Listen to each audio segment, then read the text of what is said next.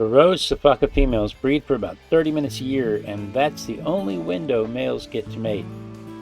These lemurs from Madagascar are so adapted living in trees that they can barely walk on the ground anymore. They're the ones that do that sideways hop and dance with their arms up in the air because they don't even like the way the earth feels on their feet. They split off from the rest of the lemurs a couple million years ago and took to the trees early on. They developed webbed feet and hands, and your first thought when you see that is they must be aquatic, but they're not. They developed these webbed feet and hands to grip the trees better. At least that's the current way of thinking. Maybe they had webbed feet and hands to swim once. Who knows? There's not a lot of fossil evidence in Madagascar because it's nice and humid, and the fossils don't form well in hot, humid areas. You need things to dry out or compact or both, and that doesn't happen there. The females come into heat once a year, and sometimes it's as quick as 30 minutes. The males get that window to get accepted by the females and mate before it's another year before it happens again. I have no idea what kind of evolutionary benefit there is to having such a short window for mating. You'd think they'd be more successful if they could have a longer time. The animals that usually seem successful are the ones that mate more frequently and have more babies without such limitations. But during that 30-minute window, the males get overwhelmed with testosterone, and the excess testosterone causes them to form a brown patch on their chest.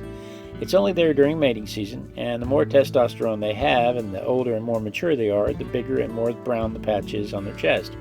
That's one of the things that the females look for in choosing a mate, but it's not the only thing.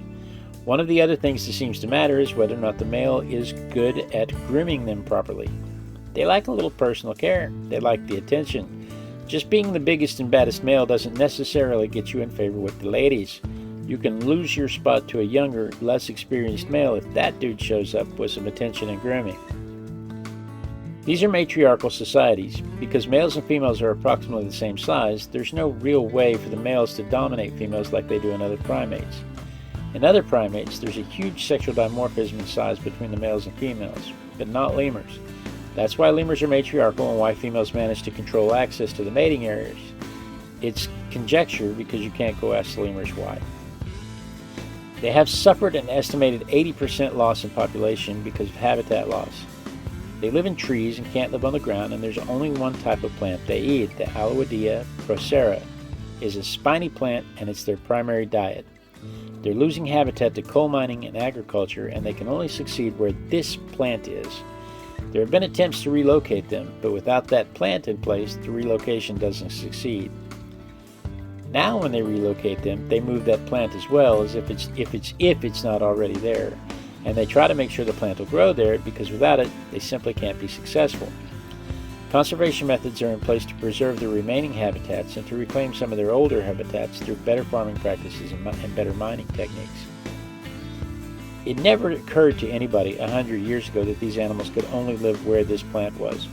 We like to criticize our elder societies for their misuse and mistreatment of animals, but it never occurred to anybody that the animal would be that closely tied to the environment. It's only been within the last 100 to 150 years that we've caught on to that kind of stuff, and it's taken that long to convince the rest of the people that it's important to keep these things. They perform a filter function for our environment. The whole package performs a filter function that provides us with fresh air and fresh water and fresh food. Without the whole package, if enough of the wild package fails, then everything fails, and there's no food, no fresh water or air, and no people.